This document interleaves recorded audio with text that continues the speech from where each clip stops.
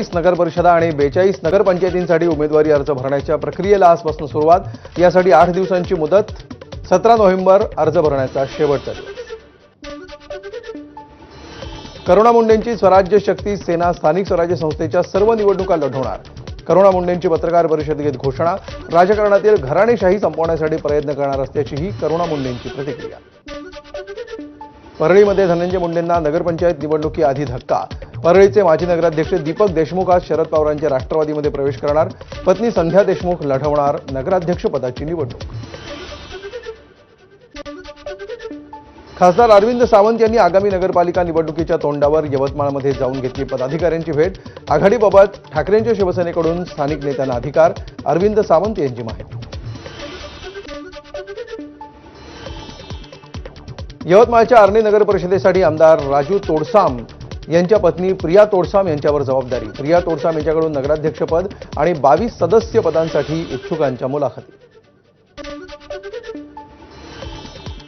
माजी आमदार वैभव नाईक यांचा नारायण राणेंवर आरोप। नारायण राणे पुत्रप्रेमासाठी आंधळे, पक्षापेक्षा त्यांना पुत्र महत्त्वाचे असा आरोप। तर भाजपने त्यांच्यावर कारवाई करावी। माजी आमदार वैभव नाईक यांचा भाजपला सल्ला।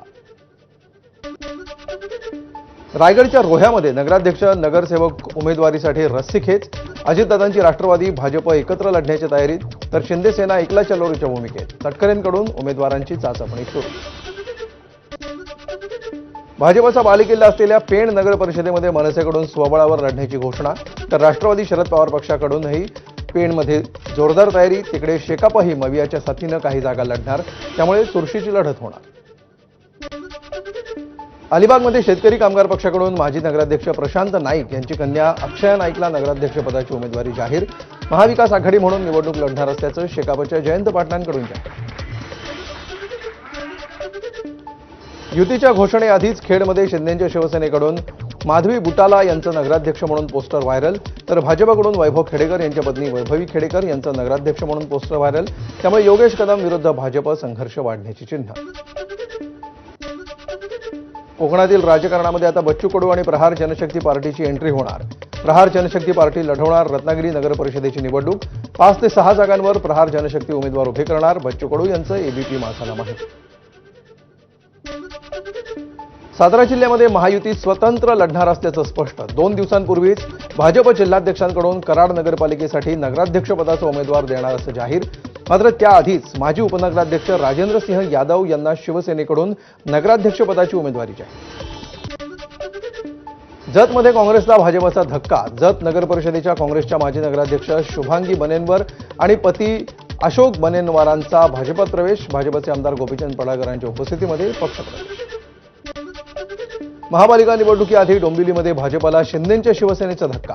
भाजपचे माजी नगरसेवक विकास म्हात्रे आणि कविता म्हात्रेंचा शिंदेंच्या शिवसेनेत प्रवेश। एकनाथ शिंदे आणि श्रीकांत शिंदे यांच्या उपस्थितीमध्ये पक्षप्रवेश। निवडणूक काळामध्ये होणारी दारू विक्री आणि संभाव्य पैसे वाटपावर निवडणूक आयोगाच्या फ्लाइंग स्क्वॉडची करडी नजर। एखादा मतदार दुबार मतदानासाठी आला तर त्याच्यावरही करडी नजर ठेवली जाणार।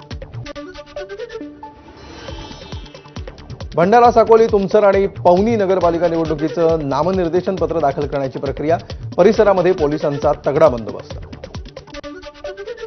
नाशिक जिल्ह्यामध्ये 9 नगर परिषदेच्या रणधुमाळीला सुरुवात। आजपासून नामनिर्देशन अर्ज दाखल करण्याची प्रक्रिया। अर्ज स्वीकृतीसाठी प्रशासनाची तयारी देखील पूर्ण।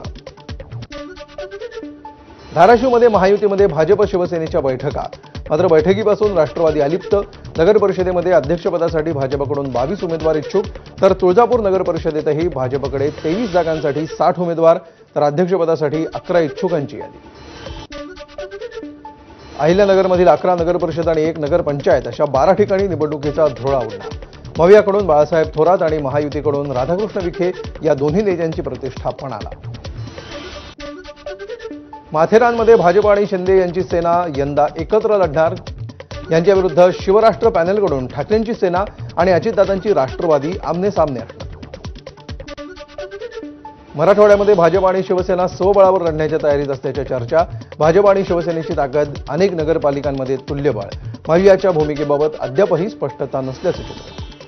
अहिल्यानगर जिल्ह्यातील श्रीगोंदा नगर परिषद निवडणूक तिरंगी होण्याची शक्यता। मवियाच्या पॅनल विरोधात महायुतीतील शिंदेंची शिवसेना, भाजप आणि अजित पवारांची राष्ट्रवादी वेगवेगळे लढण्याची शक्यता। छत्रपती संभाजीनगरची वैजापूर नगरपालिका शिंदे सेनेकडून स्वतंत्र लढण्याचा निर्णय, त्यानंतर भाजपकडूनही मुलाखती घ्यायला सुरुवात। यामुळे वैजापूर नगरपालिकेमध्ये शिवसेना विरुद्ध भाजप विरुद्ध मविया असा तिरंगी सामना होणार। धाराशिवमधील जिल्हाभरामध्ये सर्वच नगरपरिषदेमध्ये राष्ट्रवादीच्या प्रभाग निहाय बैठका, भाजप आणि शिवसेना नेत्यांकडून दुर्लक्षित केले जात असल्याची कार्यकर्त्यांची भावना। स्थानिक स्वराज्य संस्थांच्या निवडणुकीच्या पार्श्वभूमीवर संमिश्र निवडणूक होणार असल्याची शक्यता, मंत्री गुलाबराव पाटलांचं वक्तव्य। 18 नगरपालिकांपैकी 6 ते 7 ठिकाणी युती होईल असं चित्र, स्थानिक कार्यकर्त्यांचं म्हणणं ऐकलं जाईल, गुलाबराव पाटलांचं वक्तव्य। सुनील तटकरे यांना लोकसभेला मदत केली ही आमची सर्वात मोठी चूक, तटकरे यांना आता सुरुंग लावणं काळाची गरज, महेंद्र दळवी पुन्हा तटकरेंवर कडाडले। देवाभाऊ संजू भाऊ आमचं काही चुकलं का? आमगाव नगर परिषदेच्या निवडणुका न लागल्यामुळे आमगाव नगर परिषद संघर्ष समितीकडून बॅनरबाजी, गेल्या 11 वर्षांपासून न्यायालयामध्ये प्रकरण न्यायप्रविष्ट असल्यामुळे आमगाव नगर परिषदमध्ये निवडणूक झालेल्या नाही। ठाण्यातील मतदार यादीतील घोळासंदर्भात मनसेच्या वतीनं ठाण्यामध्ये बॅनरबाजी, महाराष्ट्र नवनिर्माण सेनेच्या जनहित आणि विधी विभागाचे ठाणे शहर अध्यक्ष स्वप्नील महिंद्रकर यांच्याकडून बॅनरबाजी। अमित बघेल यांनी सिंधी समाजाचं दैवत झुलेलाल यांच्याबद्दल आक्षेपार्ह वक्तव्य केल्याबद्दल सिंधी समाजाकडून बंद, वाशिमच्या बाटली चौकामध्ये बघेल यांच्या फोटोला जोडे मारून निषेध। जालन्यामध्ये सकल ओबीसी आणि भटके विमुक्त महासंघाच्या वतीनं जिल्हाधिकारी कार्यालयावर मोर्चा, हैदराबाद गॅझेटचा शासन निर्णय रद्द करावा, बोगस कुणबी प्रमाणपत्र रद्द करावीत या मागण्यांसाठी मोर्चा। मराठा आंदोलक मनोज जरांगेंच्या समर्थनार्थ आज बीड जिल्ह्यातील शिरूर कासार शहर बंद, 2.5 कोटींची सुपारी देऊन जरांगेंच्या हत्येचा कट रचला, याची प्रशासनानं दखल घेऊन कारवाई करण्याची मागणी। जरांगेंचे सहकारी गंगाधर काळकुटे यांना धमकीचा कॉल, धनंजय मुंडेंच्या कार्यकर्त्यांकडून धमकीचा कॉल आल्याचा दावा, कथित ऑडिओ कॉल समाज माध्यमावर व्हायरल, एबीपी माझा ऑडिओची पुष्टी करत नाही। धनंजय देशमुख यांना 20 कोटींची ऑफर, दादा गरुडचा दावा, जरांगे धमकी प्रकरणातील आरोपी दादा गरुडचा कथित व्हिडिओ व्हायरल, सुशील कराडच्या माध्यमातून 20 कोटींची ऑफर दिल्याचा दावा, या व्हिडिओची एबीपी माझा पुष्टी करत नाही। भंडाऱ्याच्या तुमसर पंचायत समितीचे माजी उपसभापती अडचणीत, शिशुपाल गौपाले आर्म्स ऍक्टमध्ये अटकेत असताना पिस्तूल हाताळताना दिसले, व्हिडिओ सोशल मीडियावर व्हायरल। आर्म्स ऍक्टमध्ये पोलिसांनी गौपालेंना पिस्तूल कशी हाताळायला दिली असा सवाल उपस्थित, तर आर्म्स ऍक्टच्या आरोपीला पोलीस व्हीआयपी ट्रीटमेंट देत असल्याचाही नागरिकांचा आरोप। पिस्टल कशी हाताळली जाते याचं प्रात्यक्षिक घेत असताना व्हिडिओ शूट करण्यात आल्याचं पोलिसांचं स्पष्टीकरण, तर व्हिडिओ व्हायरल कसा झाला याची पोलीस विभाग चौकशी करत। पार्थ पवारांशी कोणताही आर्थिक संबंध नाही, हेमंत गावंडेंचं स्पष्टीकरण, बोपोडीमध्ये बनावट कागदपत्रांच्या आधारे सरकारी जमीन बळकावल्याप्रकरणी गावंडे